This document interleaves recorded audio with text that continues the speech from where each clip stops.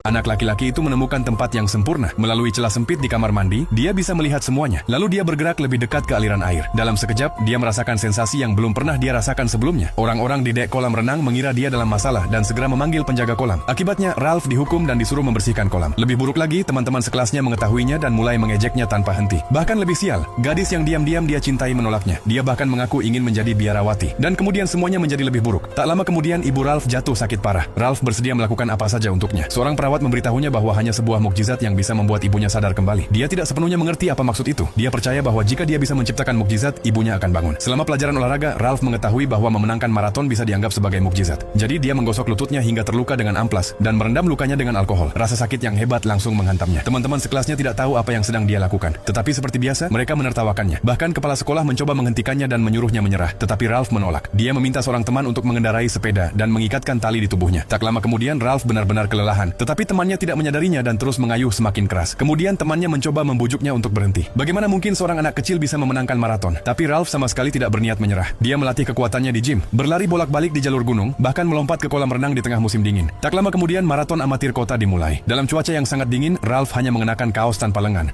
Usahanya membuahkan hasil. Dia dengan cepat memimpin perlombaan. Hal ini menarik perhatian seorang pelatih profesional, tetapi tidak bertahan lama. Ralph perlahan mulai kehilangan tenaga. Pada akhirnya, tanpa pengalaman dan kelelahan, dia kalah dalam perlombaan. Dengan hati yang sedih, Ralph pergi ke rumah sakit untuk menemui ibunya. Perawat mendorongnya untuk tidak pernah menyerah. Itu menyalakan kembali tekadnya. Pelatih juga memutuskan untuk membantunya dan mengajarinya teknik lari yang tepat. Sejak saat itu, Ralph berlatih siang dan malam. Bahkan ketika hujan, dia menolak untuk tinggal di rumah. Dengan latihan yang tak kenal lelah, waktu larinya membaik dari 15 menit menjadi hanya 5 menit. Ketika pelatih bertanya bagaimana dia bisa bertahan, Ralph menjawab, "Karena aku harus menyelamatkan ibuku." Tak lama kemudian, perlombaan besar tiba. Berdiri di depan ibunya, Ralph berdoa dengan sungguh-sungguh, berharap Tuhan memberkati dia. Ketika pistol start ditembakkan, Ralph mulai berlari. Pelatih berada di sampingnya, terus menyemangatinya. Perlahan, Ralph naik peringkat. Setiap kali seseorang melewatinya, dia mendorong dirinya untuk menyalip mereka lagi. Pada 200 meter terakhir, hanya 2 pelari yang tersisa di lintasan. Teman-teman sekelas yang dulu mengejeknya kini berkumpul di depan televisi, bersorak mendukungnya. Namun Ralph tidak menang. Dia finish di tempat kedua. Kembali di rumah sakit, Ralph menunjukkan medali perak kepada ibunya. Dan kemudian secara luar biasa, mukjizat benar-benar terjadi. Ibunya membuka matanya. Sebenarnya kesuksesan tidak hanya berarti mencapai puncak gunung. Bangkit dari lembah juga merupakan kemenangan. Bagi yang penasaran, film ini berjudul Saint Ralph.